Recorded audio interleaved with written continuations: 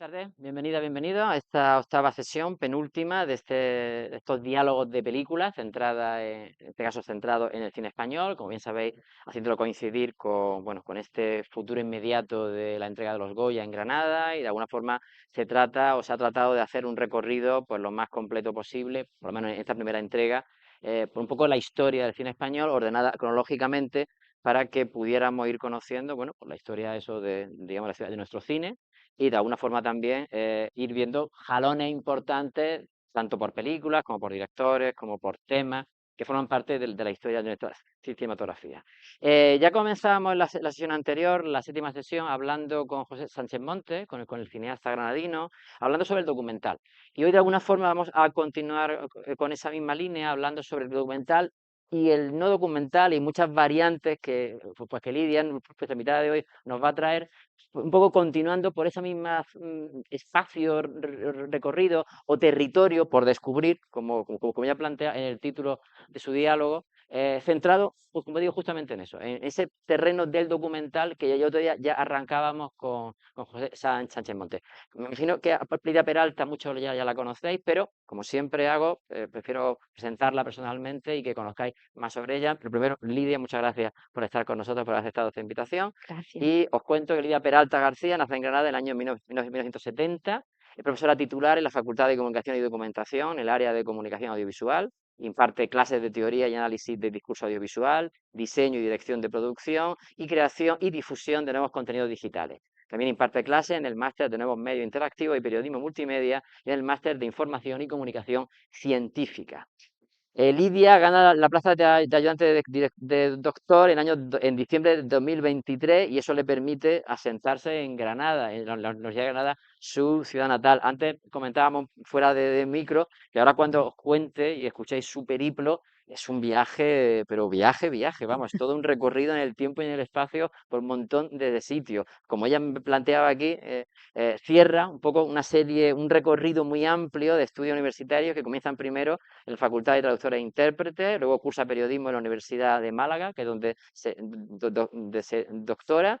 También tiene un máster en Sociedades Africanas por la Universidad Pompeu Fabra. Ha trabajado 5 años en la Facultad de Comunicación de la Universidad Autónoma de Barcelona, donde era miembro del grupo de investigación Gabinete de Comunicación y Educación, y otros 5 en la Facultad de Comunicación de Cuenca. Atrás deja además un bagaje profesional y académico completísimo. En ese sentido, también me congratula mucho poder tenerla aquí, puesto que al igual que veíamos con la compañera Yolanda Guas, son personas que no solamente trabajan la parte académica, sino también se han metido en el fango de hacer documentales, trabajar directamente en el medio, y todo eso me parece muy enriquecedor para los que, por ejemplo, como en mi caso, estamos trabajando siempre de la parte académica, ¿no? Bueno, como digo, ella trabaja 10 años como de redactora y presentadora del programa Tesis en el canal 2 de Andalucía, un programa de reportajes culturales y científicos sobre la Universidad Pública Andaluza. Es también realizadora de documentales y ha dirigido hasta la fecha una decena de producciones, entre las que destaca sobre todo Una casa para Bernarda Alba, que relataba la historia de 9 mujeres gitanas del barrio chabolista del Bacíe en Sevilla. Por este trabajo obtuvo el Premio de Andalucía del Periodismo en la modalidad de televisión en el año 2013. Otros documentales que ha realizado son Bereberes del Alto Atlas, Alas sobre Khartoum, Alas sobre Dakar, Los Ulises del siglo XXI y La caravana de manuscrito andalusí.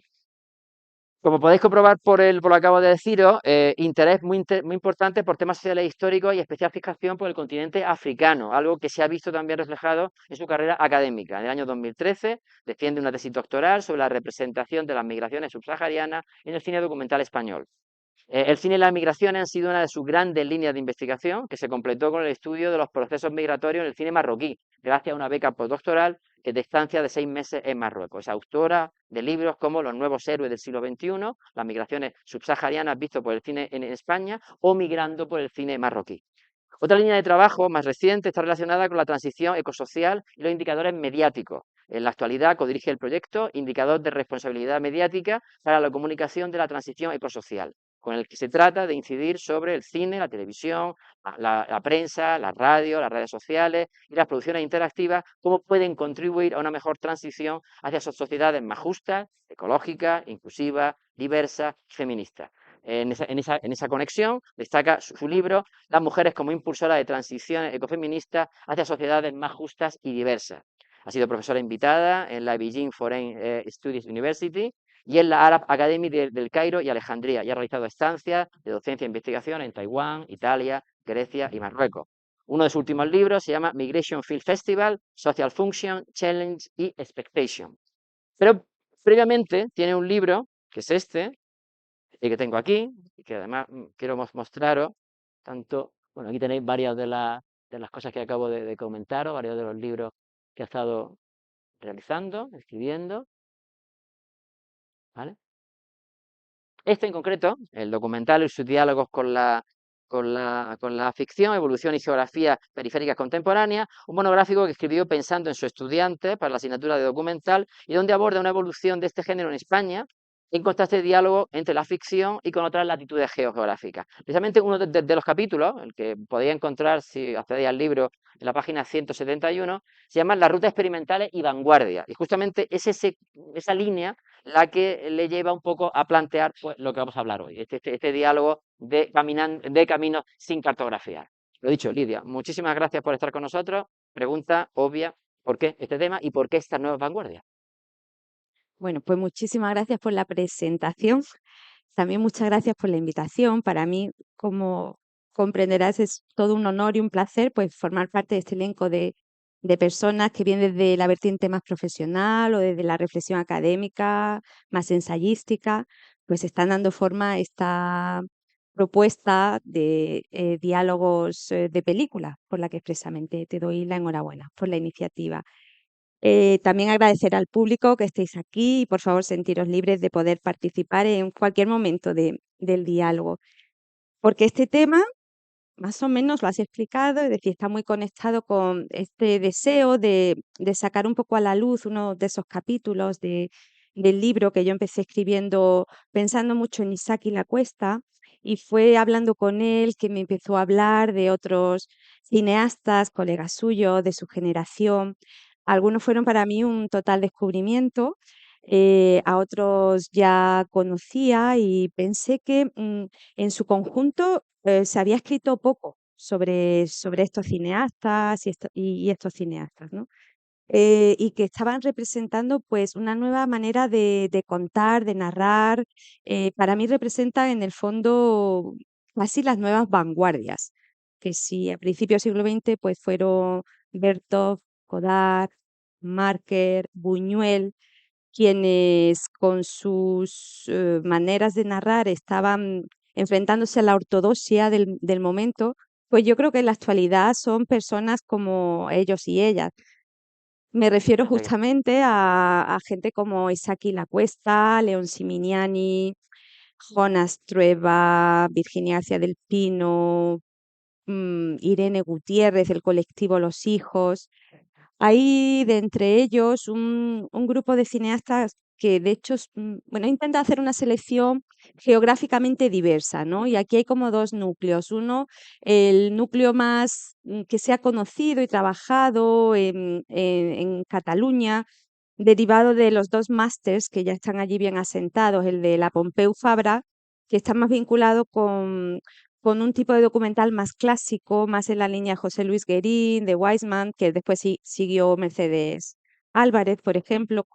Isaac y la Cuesta viene de ahí, por ejemplo, aunque luego esto salta por los aires, esta distinción entre documental más clásico y documental más creativo. Pero sí, en Barcelona también está el documental de máster creativo, perdón, el máster de documental creativo, del que forma parte, por ejemplo, Lluís Escartín, y León Siminian, de Andrés Duque, Virginia del Pino, pues todos ellos eran un grupo de colegas y amigos que compartían pues de montajes, secuencias de grabación, fiestas, reflexiones, entonces forman como un núcleo compacto, ¿no? Y luego, pues bueno, por ejemplo, Oliver Lasse es gallego, León Siminiani es de Santander, Jonas Trueba es madrileño, Irene Gutiérrez, que es colega, es de Ceuta, pues también conozco a Luis López Carrasco, fue profesor también en la Facultad de Comunicación de Cuenca, Murcia, Zaragoza, País Vasco. Es decir, que es un elenco de personas de geografías diversas, muy abiertas al mundo y muy abiertas a la experimentación. Ese es el motivo de haber traído este tema, porque pienso que todavía es un territorio bastante virgen en Ujú. cuanto a la reflexión académica, ¿no? Son nuevas generaciones que están haciendo pues cosas muy nuevas. ¿Podrías decir que hay algo común que los une? ¿Tiene elementos comunes estos cineastas? Ujú. Mira, empezaron, por ejemplo, una cosa en común, empezaron a producir, todo ello empezó a producir a partir del 2000, Ajá. coincidiendo además con una época del auge para el documental. Luego, sus poéticas nacen de lo digital. Sus narrativas no se pueden comparar, por ejemplo, con las más de la ortodoxia de José Luis Guerín, más clásicas, ¿no? Yo, Carlos Saura, Javier Riollo. Hablamos de personas que vienen con una idea rupturista, que habla mucho de simbiosis, de hibridación, de nuevos lenguajes.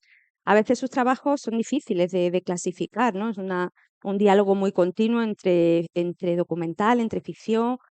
A veces están a caballo entre el lenguaje cinematográfico y las bellas artes, las artes plásticas, el teatro, el poema, el cuaderno de bitácoras. Luego, por otro lado, yo creo que otras cosas que les une es sobre todo en algunos de ellos, el colectivo Los Hijos, León Simignani, Virginia García del Pino, la necesidad de romper, de provocar, de incomodar incluso, ¿no? Ujú. Diría que estas son características comunes. ¿Y cuándo consideras tú que esto empieza digamos, a visibilizarse? ¿Cuándo este tipo de cine se comienza a tener en cuenta aquí en España? Dos momentos lanzadera, me parece a mí. Uno, en el 2009, cuando Antonio Weinrichter Ujú, y José Cerdán lanzaron unos ciclos, unas conferencias llamado De Generación. ujú. De Generación. Ah, Y luego también Casimiro Torreiro, el propio Josécho Cerdán, Josep María Catalá. En el marco del Festival de Cine de Málaga también sacaron algunos libros, algunas conferencias. Yo creo que todo este elenco de académicos captaron muy bien el espíritu con el que estos cineastas y estas cineastas querían darse un poco a conocer, que al fin y al cabo era hacer un poco saltar por los aires las etiquetas que hasta ahora había tenido más el cine comercial, este que divide al cine por duración, por soporte, por formato. Ellos no querían presentarse como una escuela ni como una generación, sino un conjunto de gente dispersa que, pues, que empezaron a grabar con lo primero que tenían en la mano para contar aquello que les daba la gana y de la forma que querían. ujú. Y hay unas publicaciones, ¿no? Entiendo que hay unas publicaciones que de alguna forma que has traído aquí, que de alguna forma sirven también como eco de eso, ¿no? Correcto, y fue justo a partir de estos foros, ¿no? Cuando ya se empieza a tomar un poquito más de conciencia sobre que existe un cine ensayo bastante actual, porque, por ejemplo, Imagen, Memoria y Fascinación, que es más reciente, de 2001, Ujú, habla bastante de vanguardia, de cine de vanguardia, pero más histórico, las vanguardias históricas, ¿no? ujú, Pero algunos ya, este Casimiro Torreiro, documental y vanguardia, acoge algunos nombres actuales, pero todavía no hay mucho escrito sobre los nombres del elenco de cineastas que yo presento, ¿no? ujú. Aquí me ponías que hay un libro que se llama Territorio y Frontera, que es lo que te ha inspirado a ti el título de Caminos sin Mm, cartografiar. ujú. ¿Por qué ese libro es tan importante? Caminos sin cartografía está cogido de, efectivamente, de este libro que fue editado en el 2002 por la Universidad del País Vasco. Ujú, Me encanta el libro, lo veo también innovador y rupturista, sobre todo en la forma. De hecho, el elenco de cineastas que participan en él, pues son muchos de los que he traído aquí: León Simignani, Lluís Escartín, Isaki Lacuesta, Víctor Iriarte también, ¿no? ujú, Virginia Cialpino, y les piden que hablen sobre trabajos de otro colega u otra claro, colega. De alguna manera, es cómo ven su trabajo y cómo ven el trabajo de los demás. A mí se me ocurrió hacer como acopio de expresiones que utilizaban ellos y ellas para definir esto, qué ujú, estaba ocurriendo con el cine que hacía esta gente, ¿no? Y ahí pues surgen expresiones que a mí me parecen muy, muy significativas a la hora de ver el territorio en el que nos movemos, ¿no? Hablaban de cine bastardo, osadías estéticas, fronteras difusas, caminos sin cartografiar, ¿no? Entre otras. Y pues yo postdocumental, neodocumental. Pienso que estamos ahí. Desde esa perspectiva teórica es de la que hay que analizar el trabajo de este grupo de personas. Mm. Me consta porque lo hemos hablado antes y porque también de alguna forma lo has planteado ya, tu especial interés y esa fijación por Isaac y la Cuesta, ¿no? Ver que vamos a tener oportunidad de hablar ahora a continuación. Pero todos esos nombres que me has citado, todo ese grupo de contacto profesional con el grupo digamos, de Barcelona, Luis Escartín, Siminiani, García del Pino, etcétera, em, ¿qué tienen de rupturista? Es decir, ¿en dónde rompen ellos? ¿Por qué? Mm, de muchas maneras. De hecho, Vale. yo creo que de todo ese grupo, los más rupturistas considero que son León Simignani, Virginia García del Pino, el colectivo Los Hijos, aparte de Isaac y la Cuesta, que es un universo aparte, ¿no? Ujú, Pero todos son muy interesantes. Por ejemplo, Lluís Escartín, él es el más veterano. Él trabajó, se fue a Nueva York, trabajó con Jonas Meca, entonces su obra resuena mucho las vanguardias norteamericanas, ¿no? Mara Deye, Cage. A mí me gusta mucho de él este documental, César Sunrise, por cómo te sumerge en un personaje, una especie de Simón del Desierto, en las tierras bajas del sur de México. Su obra es muy antropológica, ¿no? Trabaja en la Polinesia, en México, en África. Y bueno, esta crítica de un personaje protagonista mitad indígena, mitad anglosajón, una crítica a la falta de libertad en la sociedad norteamericana y por extensión en el mundo occidental, ¿no? Luego, por ejemplo, Andrés Duque, de origen venezolano, se ha especializado mucho más en personajes muy singulares que durante un tiempo han estado mucho en la vida pública, pero que en un momento dado se retiraron, ¿no? ajá. Tienen, por ejemplo, ese documental a Iván Zulueta o este Oleg y las raras artes, ¿no? De un compositor ruso, una persona muy excéntrica, ¿no? Pero sí, quizás sea León Simignani y García del Pino los que más, narrativas más rupturistas quizás propongan, y el colectivo Los Hijos. Ujú. El caso de Simignani es especialmente significativo, ¿no? Porque como aquí ya está apuntado, su película Mapa es candidata al Goya, al mejor documental. Eh, leo un poco la trama. Cuenta la ruptura de Simignani en primera persona con su pareja después de volver de un viaje de Marruecos. Entonces él decide irse a la India para reencontrarse. En el libro, según me cuentas aquí, Isaki la Cuesta dice de él, de Simignani, que no solo ha sido el primer cineasta de su generación que ha filmado el desamor, también ha sido el primero en descubrir que el cine podía ser mejor si en lugar de esconderlo nos mostraba el miedo a equivocarse. ¿Cómo ves eso tú reflejado aquí? De muchas formas. ¿Qué te parece si vemos el tráiler y así entramos un Venga, poquito en tono y en la esencia, ¿no? pues venga, Pero si quieres, vamos a ver el trailer. mientras lo pones, puedo ir contando. Venga, Leon Simignani para mí efectivamente es un cineasta disruptivo y sus narrativas también lo son, porque para empezar propone como muchas capas de narración. Es un cineasta que dialoga mucho consigo mismo y lo hace a través de una voz en off, hasta tal punto que muchas veces nos hace sentir un poco como voyeurs de su mundo interior, de sus fantasmas incluso. Entonces tiene una capa narrativa que es lo que él piensa, lo que ve, lo que podría haber sido, lo que debería haber sido, lo que nunca debió de ser. Pues es un poco su mundo, ¿no? Y todo lo hace muy transparente. El desde luego. tráiler creo que deja ver bastante bien eh, este tono, ¿no? ¿Sabes? Esa sensación cuando estás sin trabajo, sin pareja, no sé, sin rumbo. Y una mañana te levantas muy temprano. Todo sigue dormido y tú ahí sin saber qué hacer, intimidado por el silencio. Y de repente lo ves muy claro. De repente entiendes que tienes que cambiar tu vida y marcharte lejos.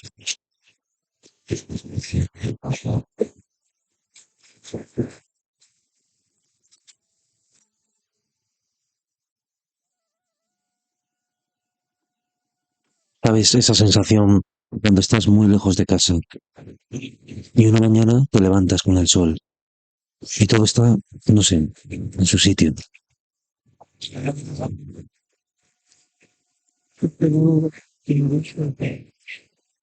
Y de repente entiendes que el cambio de vida que buscabas no vas a encontrarlo en ese lugar ni en ese viaje. Simplemente tienes que volver a casa.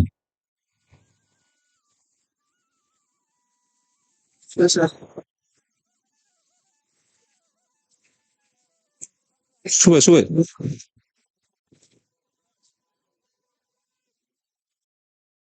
Pues eso, es un cineasta que no le importa compartir su vida interior, sus pensamientos, sus reflexiones. Y, por ejemplo, tiene una secuencia estando en India que graba a una mujer india que va desnuda por la calle, lleva un trapito blanco que le cubre del pecho al pubis y él le pone un rotulito negro en la cara y de buenas a primeras para la narración y dice, ¿quién es grabando a esta mujer? ¿Qué derecho tienes a grabar a esta mujer por mucho cuadrito que le pongas en la cara? ¿Quién eres tú para grabar la miseria de la India? Y se dice a sí mismo, anda, corta, corta. Tiene este tipo de diálogos con él mismo que son muy curiosos, ¿no? Y en el caso también de Mapa, yo he detectado en la narrativa de León Siminiani, muchas veces hablamos de documental performativo y tal, pero a mí particularmente lo que hace sí que me parece performativo de verdad, porque literalmente llama a la comunidad espectadora a la acción.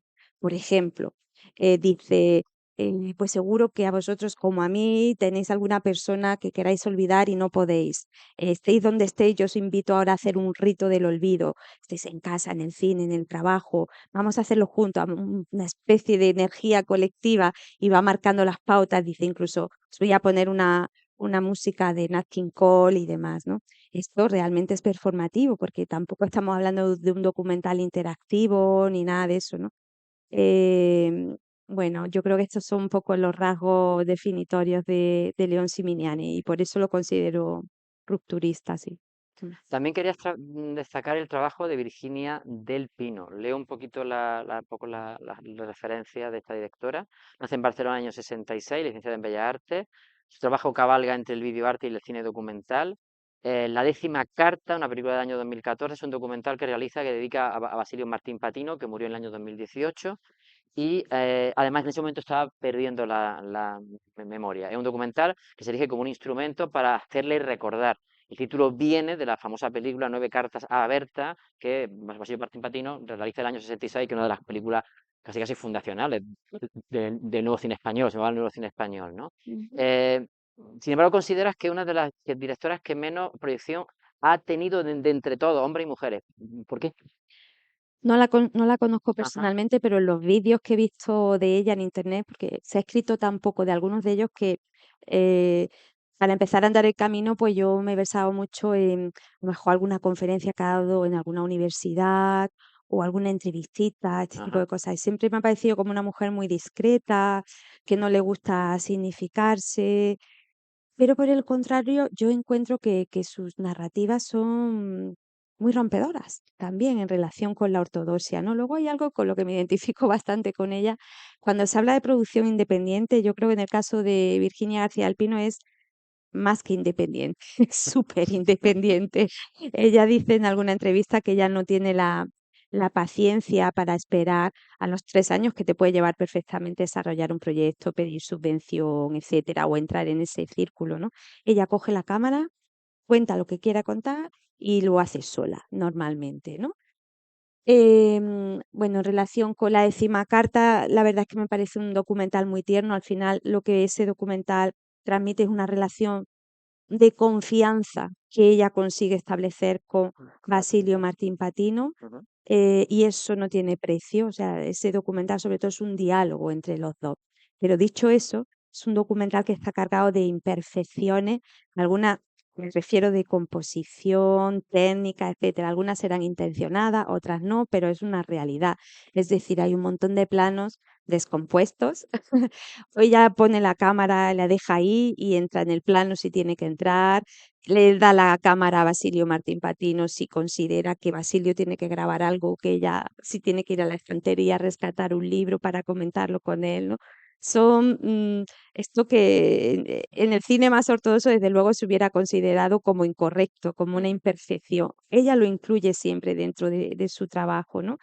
Esa secuencia que está la nieta, Basilio Martín Patino y su esposa viendo la televisión. Em, en el montaje. deja esta secuencia, están los tres viendo en la televisión y una esperaría lo siguiente ver que están viendo en la televisión. Pero ella en montaje lo que mete es las instrucciones que ella da a la nieta para que entre en el salón. Y ahora toca la puerta, y ahora cuando, y todo eso es lo que ella utiliza en montaje. O sea, le interesa muchísimo la relación con el metalenguaje, con todo el sistema de producción del documental como parte del lenguaje de sus trabajos, ¿no? Mm. Mm. Esa reflexión entre, por tanto, esa reflexión entre casi, entre la ficción y el documental, ¿no? A ti te interesa mucho, que también me lo pones aquí, un cortometraje que tiene, en concreto, que parece que es su trabajo fin de máster, La Ujú, Autónoma, ujú. que se llamaba Lo que tú dices que soy, del año 2007. Esa pieza tomaba como protagonista a hombres y mujeres de España con diferentes profesiones desprestigiadas. Un matarife, un guardia civil, un enterrador, una stripper, un cuidador de cerdos y una mujer en paro. Y de nuevo parece ser que jugaba con ese doble rasero, ¿no? Era un poco ese planteamiento. Sí, efectivamente, utiliza sus trabajos para reflexionar sobre la naturaleza del documental, la naturaleza de la realidad dentro del documental. Para ella, por ejemplo, este documental tiene mucho de ficción. Desde el momento mismo que ella está dando indicaciones a la gente, que hasta incluso le pone una cintita en el suelo y le dice, no pases de aquí, no atravieses esta La línea, marca. mírame frontalmente. Es más, a mí no me interesa que me cuentes la verdad. Puedes inventarte lo que quieras. A mí me interesa más tu relación con el trabajo. Claro, todo eso sitúa a estas personas protagonistas, actores sociales, ¿no? Como los llamaría Bill Nichols, los protagonistas de los documentales. Claro, en un plano ya más de ficción. Es más, ella dice, yo no estoy haciendo un documental sobre ellos. En realidad, ellos nos devuelven la pelota. Con sus intervenciones, nos ponen en una situación como comunidad espectadora de eh, cuestionarnos nuestra propia vida, nuestra felicidad, nuestra relación existencial con el entorno laboral, social, etcétera, ¿no? Ujú, Por todo eso, ella cuestiona mucho la naturaleza del documental. ¿Existe o no? ¿Hasta qué punto no todos los documentales llevan un componente enorme de ficción, ¿no? ujú. Hay una cosa que has planteado y que me llama la atención, y es lo que has dicho, que ella mira a cámara. Tú que has hecho documentales, ¿qué diferencia hay entre, o por qué esa tendencia de miro a cámara o miro lateralmente? Bueno, hay una distinción clásica que mirar a cámara y frontalmente y un plano por ejemplo, esto se utilizaría en televisión. Mm, Si estás haciendo una noticia o algo así, ¿no? mm, En el rol más de reportero o reportera, un in situ que se llama, ¿no? ujú, Sin embargo, en el mundo del documental, tradicionalmente siempre se ha intentado ocultar darle la mayor naturalidad posible. Y una de esas, una frase típica, es como si la cámara no estuviera aquí.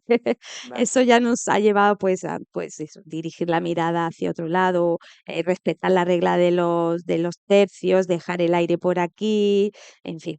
Sí, bueno, todo esto es lo que ellos están planteando, están intentando hacer saltar por los aires esta pretendida objetividad del documental, ¿no? Y cada uno de ellos lo hace, se encarga de hacerlo a su manera. Oye, y también hay otra película que quería hablar de ella y que se llama El Jurado, que es un corto del año 2012, y que la hipnosis era la siguiente. La verdad es solo un grupo de píxeles, el resultado de un zoom digital sobre unos rostros borrosos. La cámara que filma a los miembros de un jurado popular enfrentados a un juicio por asesinato está tan perdida como ellos en el laberinto de pruebas, imágenes y testimonios, incapaz de filmar nada que no sea su propia descomposición. ¿Por qué es tan interesante Es ese, un ese? trabajo increíble. Eh, el trasfondo es un jurado popular a un asesinato, Ajá. pero a ella no le interesa de qué va el tema. Ella tiene una fijación más por el trasfondo psicológico del juicio, particularmente de esta chica que es miembro del jurado. Le atrae mucho que sea tan joven eh, y quiere hacer también un estudio del ejercicio de poder, ¿no? Pero la he elegido y creo que es muy rompedora de cómo una premisa tan sencilla, porque ella está todo el tiempo en un primer plano con esta chica.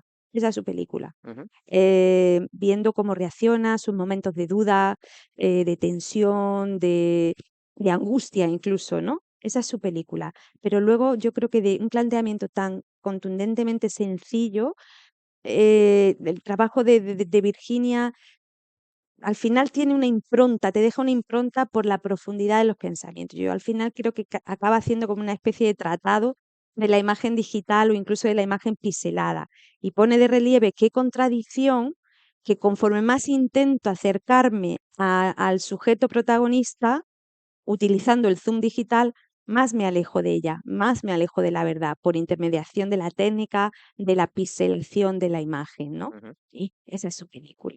Para mí es rompedor también. Ajá. Precisamente aquí en el libro tú recogías una cita de ella, literal, que decía, el empleo del Zoom, literalmente, la utilización del Zoom, sobre todo en documental, marca tu postura como realizadora de Cobarde, de Boyer, y era así como yo lo deseaba porque es como me sentí ante lo que estaba buscando, ¿no? Me parece como muy contundente sobre su propio trabajo. Mm. Bueno, hay un montón de cineastas más de los que tenemos que ir hablando ahora, que nos puede dar un poco de referencia esta imagen de aquí. Y para los que no los conozcáis, tengáis menos conocimiento de ello, simplemente unas cuantas reseñas. Por ejemplo, Jonás Trueba, que nace en Madrid en el año 81, contribuye a engrosar el elenco de cineastas, literatos y artistas de esa familia, es hijo de Fernando Trueba. Ha estado muy vinculado cinematográficamente a Madrid, sus localizaciones, sus paisajes urbanos, especialmente adorados por él en agosto, cuando más vacíos se encuentran, de ahí precisamente en La Virgen de Agosto del año 2019. También el tema del amor y del desamor. Oliver Laxe, que es hijo de inmigrante gallego, nacido en París en el 82, estuvo en la Pompeu Fabra y después se va a Londres y posteriormente se traslada a Tánger.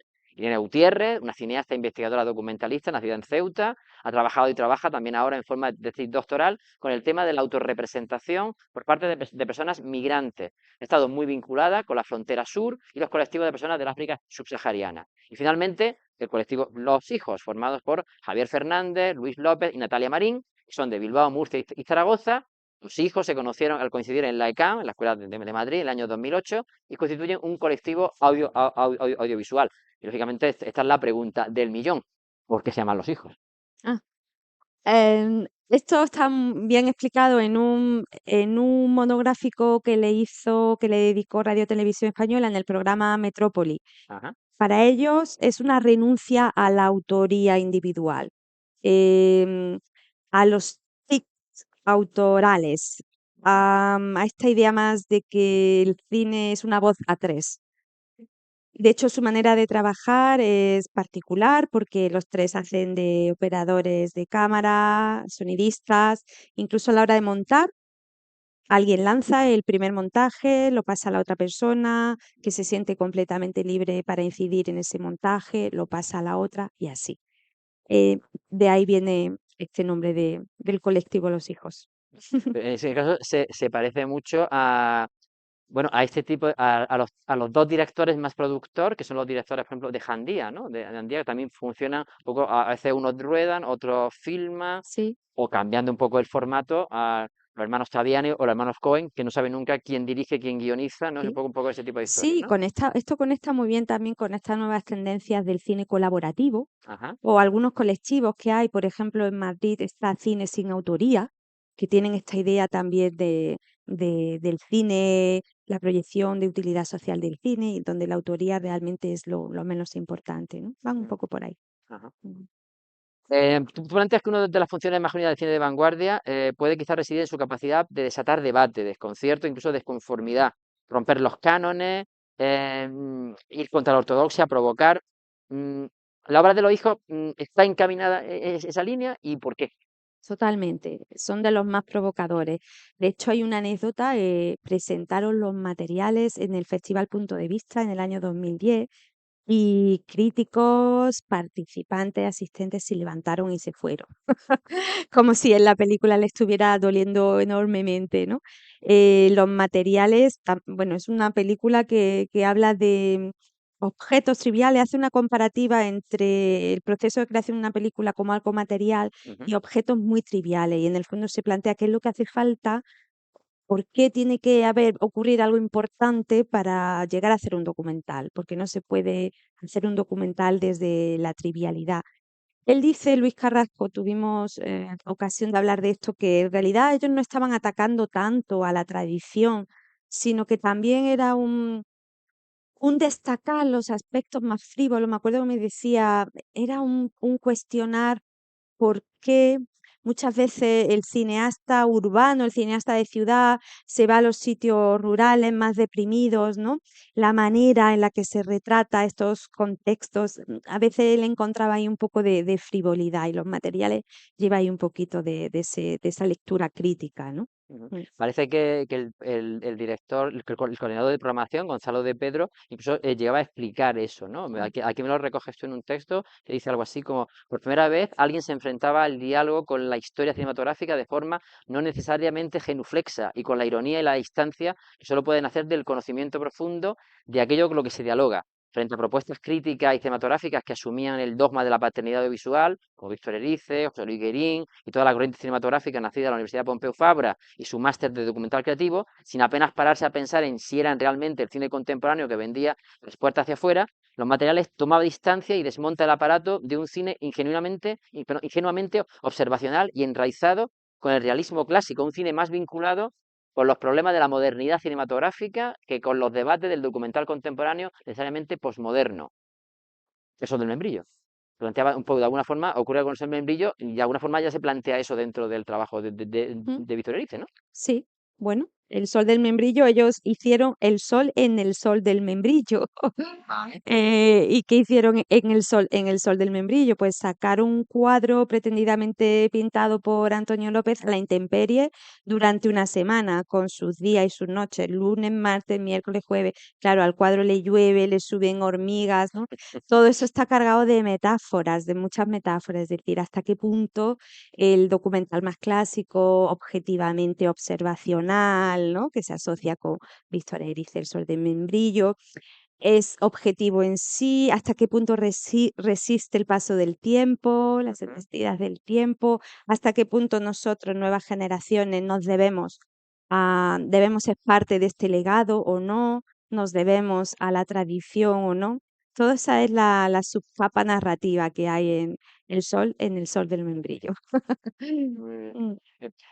A ver, de los que nos queda por hablar, aunque sea brevemente, Jonás Trueba, Oliver Laxe, Irene Gutiérrez.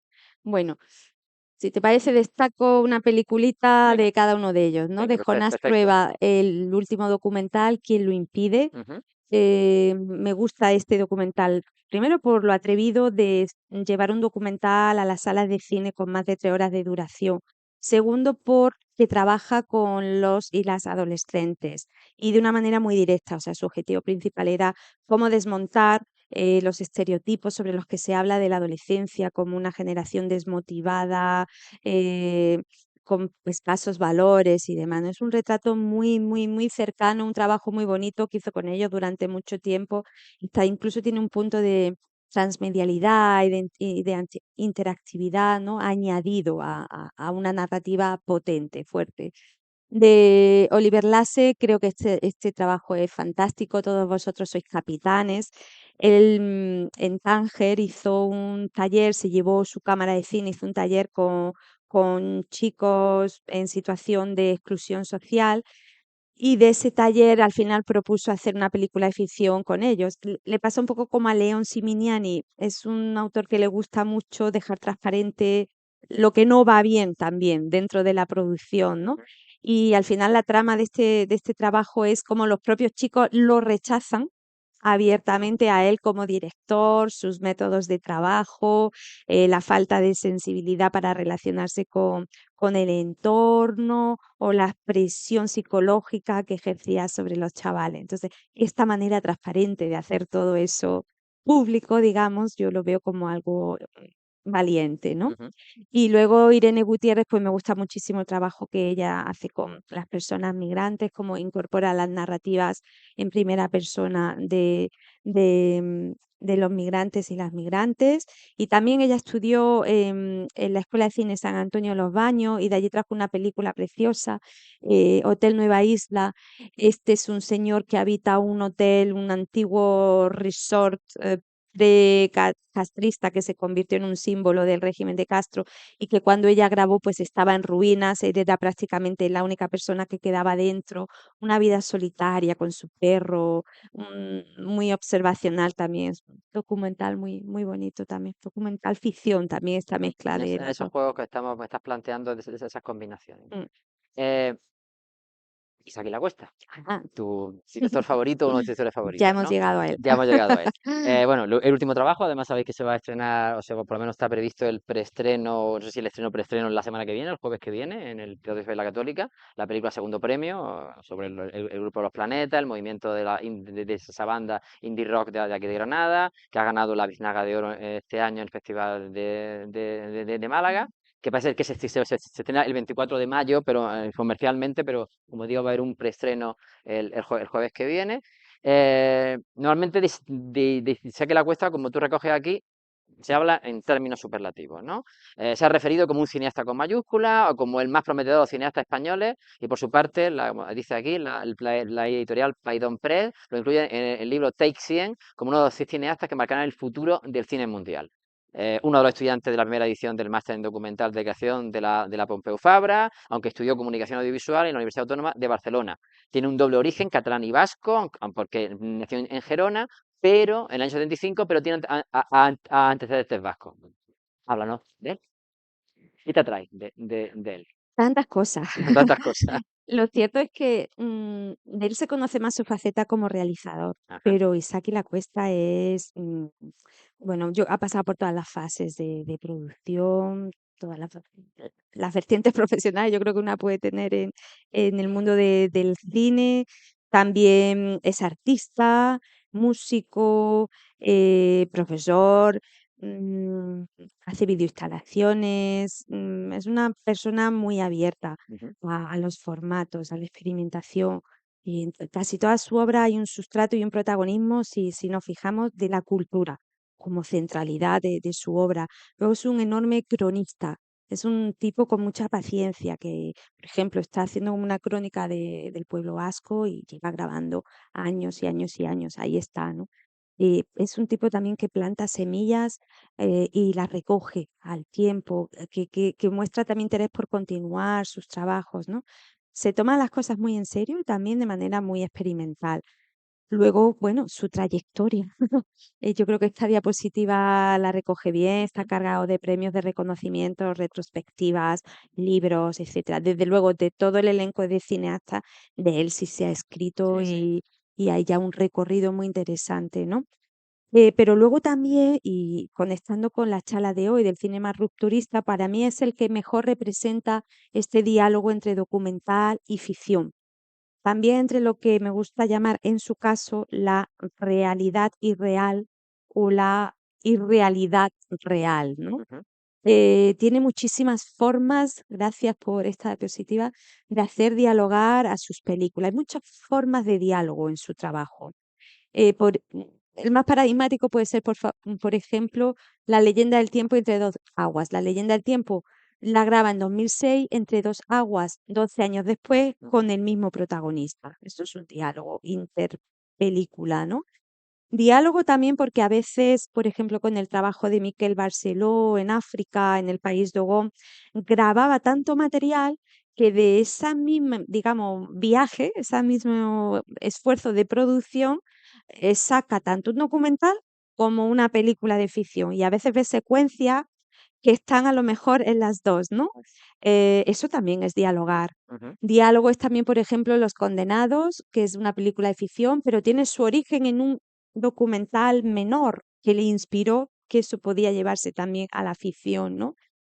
Diálogo, diálogo y diálogo. Yo creo que es la palabra que define el trabajo de Isaac Cuesta. Una de las primeras cosas que se recuerda de él es esa capacidad de combinar hasta tal punto que qué es verdad y qué no es verdad, que se está contando cuánto de verdad es lo que estás contando y cuánto es inventado, ¿no? Cravan contra Cravan, que giraba en torno al sobrino de Oscar Wilde, un personaje muy particular, muy curioso. Esa disyuntiva de dónde terminan las fronteras, dónde estamos, hasta dónde es verdad, hasta dónde no es verdad o es menos verdad. El sobrino de Oscar Wilde, Cravan, que además este fue su primer su trabajo TFM, ¿no? Ujú. Em, Era poeta y boxeador Ajá. y era un ser muy misterioso que viajó por todo el mundo y iba dejando huellas, pero pequeñitas. Em, Él, Isaki Lacuesta me refiero, cogió a un personaje que tenía esta doble condición, que también era como Crava, boxeador y poeta. Y planteó una road movie por distintos países, distintas localizaciones. Por ejemplo, fue al cementerio Père Lachaise en París, donde está enterrado Oscar Wilde. Ujú. O fue, por ejemplo, al barrio de Gracia, donde Cravan hacía sus fiestas, que hoy es un convento. Luego iba visitando a personajes que supuestamente le conocieron. Algunos decían que Cravan era el autor de un cuadro puntillista, otros decían que no, que en la vida. Unos decían que era torero, otros decían que no, que...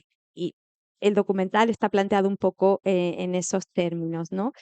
Claro, al final dices que es verdad, que no es verdad, pero Isaac Lacuesta dice en relación a este trabajo que siempre se ha pensado que es un falso documental y así está estudiado y se ha publicado sobre eso, pero él no hizo un falso documental, dice.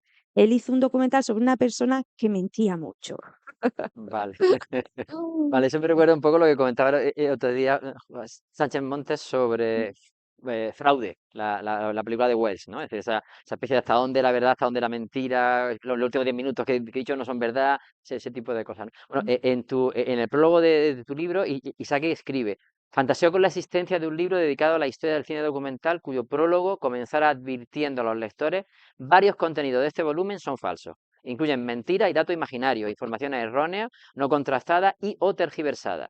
Recuerdo una exposición en un museo de Bellas Artes en la isla de Palma. A la entrada, un cartel anunciaba que todas las salas incluían obras falsas. Lo más bonito ocurría cuando los visitantes descubrían falsificaciones de Miró y Picasso y las señalaban, tildándolas de inverosímiles, de engaños demasiado burdos. En realidad, todas las obras de la sala eran verdaderas. Entonces, eso resulta como un desafío como interesante, ¿no? Es decir, ese diálogo entre el rol verdadero, el cine, y como aparece aquí, el cine como intermediador. Otro de los aspectos que de alguna forma le interesan también, junto con eso, es el tema del mito. ¿Por qué? Mm, Está. Es algo que pulula en sus películas, desde Ava Gardner, ¿no? El propio Crava, la Ava Gardner en La noche que no acaba, pero Camarón, el propio Miquel Barceló, François Augeras, ¿no? Que es el personaje mítico que está vinculado con este trabajo en África. Está. Pero ahí también Isaki se muestra un poco a veces en contra de la crítica, porque dice que esto de conectar su trabajo siempre con la idea o la noción del mito, quizás está eclipsando o restándole a lo mejor algo de importancia a que su trabajo es un trabajo real sobre personajes reales, ¿no? Y esa es la centralidad. Por ejemplo, La leyenda del tiempo no es tanto un trabajo sobre el mito del camarón, aunque pulule por ahí, sino sobre la vida de Isra, de Cheito, de Makiko. Ujú. Vamos a pararnos, porque sé que además son dos películas que te gustan especialmente. Vamos a pararnos en La leyenda del tiempo y la secuela Entre dos aguas. La leyenda del tiempo, del año 2006, adopta la estética del documental. Es la historia principal de Isra, un niño de la isla San Fernando que ha perdido a su padre y por eso ha dejado de cantar flamenco. También es la historia de Makiko, que ha ido a San Fernando, una chica japonesa que ha ido a San Fernando buscando aprender a cantar como camarón.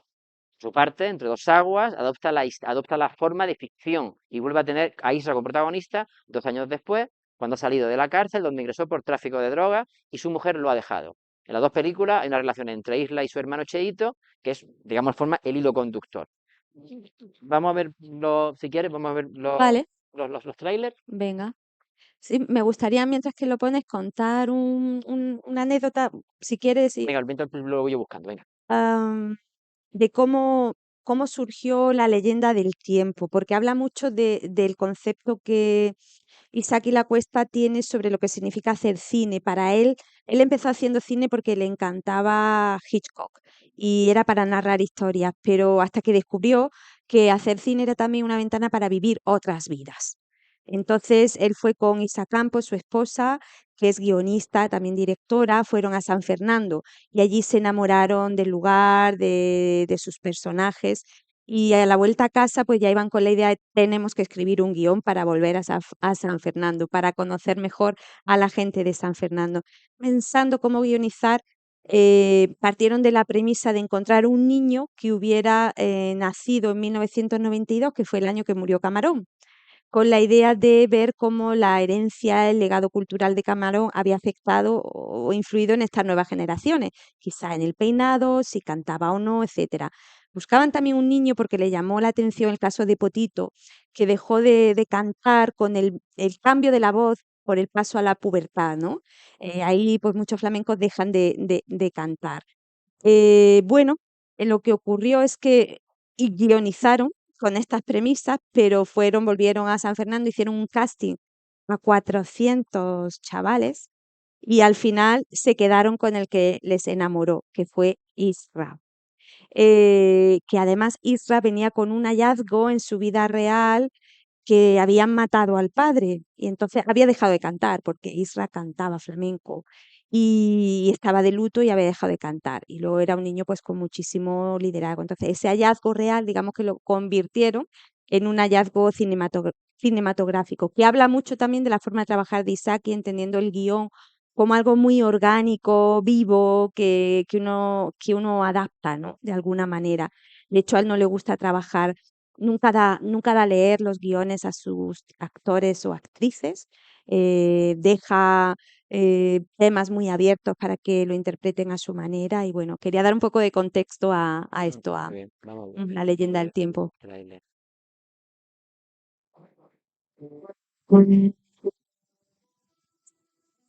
Cierra tus ojos, ¿vale?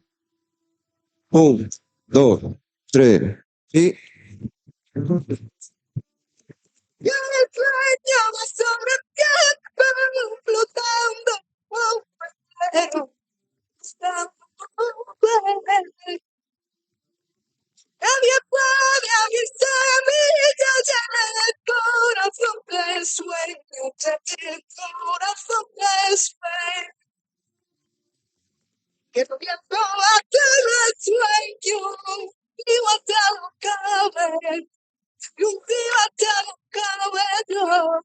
Ayer y mañana como pura flor de pelo, la pura flor de pelo.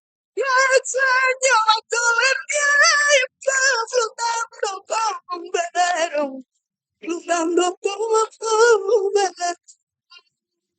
Nadie puede avisar mi corazón del sueño, que el corazón del sueño. Es, Busca el otro, sí. vale, es una película muy, muy bella. Si es verdad, tiene la estética del documental. A mí hay una secuencia que hemos visto ahí que me encanta, que es cuando Isra va con su novia Sarai, este paisaje de la isla de San Fernando, las salinas, están en esa caseta, las piernas relajadas, desplegadas sobre el agua, y están haciendo roscos de humo, un primer enamoramiento, un flirteo, y Sarai le dice, anda Isra, cántame un poquito. Y dice, no, Sarai, no te canto. ¿Pero por qué, Isra, si ya has pasado el luto? Sarai, que no, que yo no he superado el trauma de mi padre, ¿no? Que no puedo cantar y que esto ya yo creo que va a ser para toda la vida, ¿no? Pero aparte de los elementos narrativos, del diálogo tan bello, tan hermoso, la secuencia da pie para hablar de temas más formales, que a mí me gusta en el caso de Isaac llamar cinematografía invertida, porque Isaac y su equipo trabajan muchísimo mm, para para que parezca que todo es natural, que no está preparado delante de la cámara. Esta secuencia, por ejemplo, este diálogo, yo lo calificaría hiperrealista, hipernaturalista, pero en el fondo hay muchísimo trabajo para ocultar la iluminación, todo el trabajo de iluminación que tiene esa secuencia, ¿no? Aunque estén al aire libre, en luz natural, no, hay mucha iluminación para ocultar el guión, para ocultar la figuración, ¿no? Y por eso, vamos, de hecho me consta que jóvenes cineastas, por ejemplo Carla Simón, dice que esta película para ella fue una revelación. De hecho, un poco un estilito así también este hipernaturalismo se puede encontrar y rastrear en ella también, ¿no? Ujú. A mí me parece una película maravillosa. Y luego, dialoga 2 años después con Entre dos aguas, de los que también vamos a ver el tráiler. Vale.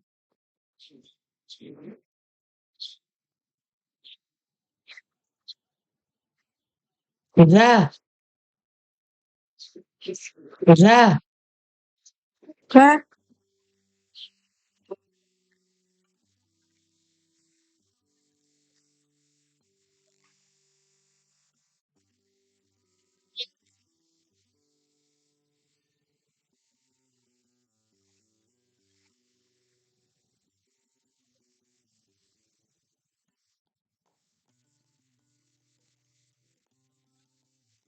Ya tenía yo ganas de verte, tío.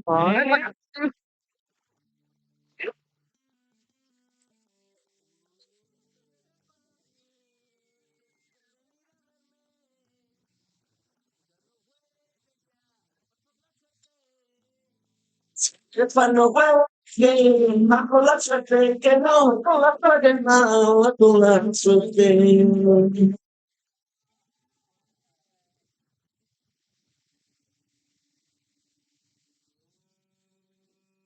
No habéis tenido ustedes vergüenza de decir, de preocuparse ustedes, ni de meterme dinero a mí que está en la cárcel, ni de preocuparse de mis tías. ¿Cómo no, señora?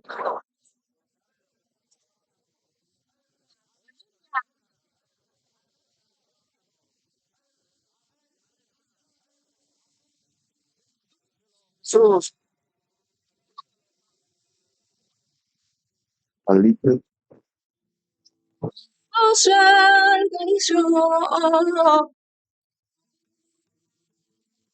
Abriré la ventana al día, que se cuele la luz y el oro, que te pinte la piel con estrías, de azucenas y colección. Cuando salga el sol, sanaré de toda mi herida con ungüento de miel y limón, una crema de amor infinita que me invento por ser quien yo soy.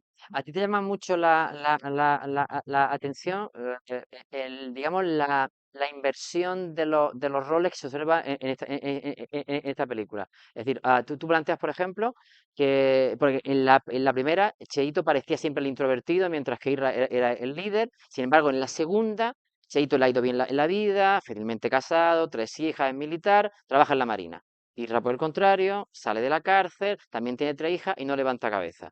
Em, Hay toda una serie de elementos que aparecen en la película Entre dos aguas, donde arranca en tiempo presente, de repente hace una serie de flashback, pero a mí lo que me resulta muy llamativo, y a ti también por lo que veo, es qué hay de verdad y de mentira. Es decir, cuánto está inventado, cuánto es el actor interpretando al personaje, cuánto hay de recreado. Mm, ¿Cómo haces eso? Y esas mismas preguntas yo me hacía en cuanto empecé a ver esta secuela, ¿no? Que por cierto, no me acordaba de esta última imagen de la espalda tatuada, ¿no? Sí, Además es el póster, ¿no? cartel, Pero no me efectivamente, sí, sí. acordaba haberla visto en el tráiler. Lo que lleva tatuado Isra es la muerte, el día del fallecimiento de su padre. Es muy narrativo, o sea, el Ajá. coche que entra a la terraza, que le mete un disparo y todo eso, ¿no? El trauma, la calavera, por los brazos lleva más, ¿no? Eh, Hay una secuencia que el tatuador, porque era el tatuador familiar, el padre ya se había tatuado ahí, Isra de pequeño quiso tatuarse también, le dijeron, eres niño, un tatuaje pequeñito de momento, ¿no? Ajá. Todas esas son secuencias que él utiliza como flashback, ¿no? Vuelve continuamente al Isra que tenía un tatuaje así por tradición casi familiar a quererse estampar el trauma, ¿no? En todo su cuerpo y el tatuador le decía, tu padre no estaría contento con esto, tu padre querría ver a tus 3 hijas, ¿no? Ujú. No, no, no, yo quiero este tatuaje. Bueno, para contestar a tu pregunta, de hecho había preparado como una diapositiva final que me da pie, ¿no? A comentar algunas de estas cosas. Sí. Y cuando empiezas a ver la película, te preguntas, ¿no? ¿Es verdad que Isra estuvo en la cárcel. Es verdad que lo han acusado de narcotráfico. Es verdad que Cheito es su hermano. Es verdad que tienen 3 hijas, los dos además, tanto Cheito como Isra. Te empiezas a plantear una serie de cosas, ¿no? Y ahí Isaki lo que dice es que excepto el parto, Ujú, esa es la mujer de Isra, ajá, todo es ficción. vale. Nunca estuvo en la cárcel, no lo han acusado de narcotráfico. Sí que es verdad que Cheito es su hermano, sí que es verdad que trabaja en la Marina, que es militar, que le van bien las cosas, que está felizmente casado. Pero aquí, por ejemplo, están actuando, ¿no? En el desfile militar. Hay una Claro. dirección de actores. Es decir, Isaac Cuesta lo que dice, tanto Isra como Cheito, como las esposas de ambos, se están autorrepresentando de alguna manera, ¿no? Están también representando escenas que les son familiares o son recreadas un poco del entorno más inmediato, ¿no? Pero hay un trabajo de actoría, ¿no? Em, una anécdota en relación con el parto, y con esto vamos ya cerrando, si te parece, la Dime. conversación. Dice Isaki que el parto ha sido la secuencia más cara que él Cara. que nunca ha grabado. Ajá. Y esto fue por el tiempo de espera del equipo, porque le avisaron que en principio se había puesto de parto la mujer, pero tardó un mes en dar a luz. Menos mal que encima les pilló bien con las cámaras preparadas, porque después de un mes todo puede pasar. Pues dice, la más cara y la más corta, de alguna manera, 4 minutos, ¿no? Que tuvieron que resolver rápidamente. Pero sí, ella es su mujer. Él es Cheito, con su mujer verdadera, Ujú, pero están actuando cuando están haciendo el amor, ¿no? ajá. Aunque sea una secuencia que se asemeje a un acto de la vida cotidiana de ellos, ¿no? Otra anécdota, por ejemplo, aquí cuando va a visitar la tumba del padre, es su tumba, es Isra, habla con él. Y aquí la traigo a colación porque fíjate que, claro, ellos llevaban el micro externo y el microambiente, pues al final dejaron el sonido ambiente, Ujú, es casi imperceptible, ¿no? Porque no querían romper como este acto un poco de intimidad de Isra hablando con su padre de una forma sentida, y lo dejaron estar. Y prácticamente no se entiende muy bien lo que se dice, ¿no?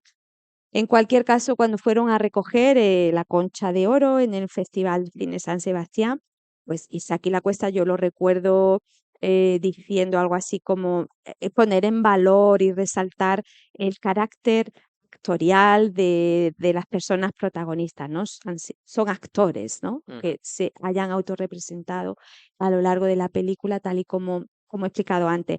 Y termino con una anécdota porque cuenta también Isaki que a veces se le dio el caso de un distribuidor internacional que no conocía la primera parte de la película, y cuando vio esta, eh, dijo, madre mía, qué buen trabajo de casting. Los peques que habéis encontrado se parecen tanto a estas personas mayores, ¿no? Yo creo que es un broche de oro para su forma de entender el cine, que siempre está intentando. Él piensa que ha venido a la escena cinematográfica también quizás para descolocar, para que nos descoloquemos, ¿no? Para que siempre estemos preguntándonos, ¿qué es esto? ¿Es verdad o no es verdad? Al final no importa, el cine es cine, sea o no verdad, todo, yo creo que el valor está en cómo te llegue, qué emociones te suscite, ¿no? Bueno, no sé, es que se nota que me gusta mucho Sí, Isaac y sí, me se cuesta, nota, ¿verdad? y se agradece mucho que alguien hable apasionadamente de algo en tiempos como estamos, en los que muchas veces se confunde esa pasión con una especie de, como de fanatismo estúpido. Sin embargo, la pasión bien transmitida resulta muy interesante. Bueno, Lidia, primero, gracias, muchísimas gracias por esto. Y una última pregunta yo te quería hacer, y además una pregunta que lanzaría un poco para, si quieres, un poco también para que la gente que nos acompaña pudiera preguntar algo, ¿no? Eh, ¿Cómo invitarías tú, aparte de lo que has dicho en todo el diálogo, eh, por qué debería ser interesante descubrir la obra de todos estos directores, directoras? Porque, por ejemplo, yo en mi caso he visto bastantes cosas, pero no todas. Precisamente hoy me has descubierto nombres y películas que no conocía. ¿Qué atractivo puede tener? Aparte, si crees que hay algo más de lo que puedes decir respecto a eso. Sí, quizás contribuiría, yo pienso, a a quitar rigidez a la manera de ver cine, quizás, Ujú. ¿no? A mí por lo menos me ha servido para eso.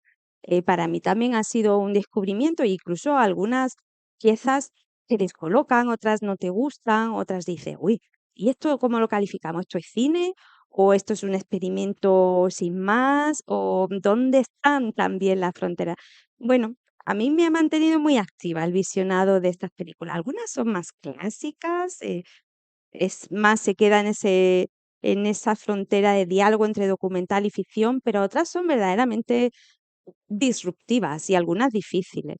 Ujú. Por ejemplo, a mí descubrir a Leon Simignani me ha encantado y seguramente me ayude mucho también, como desde una visión de producción a lo mejor y hasta incluso, fíjate, yo creo que hasta para la docencia. A Ujú. veces en la docencia a lo mejor, ¿no?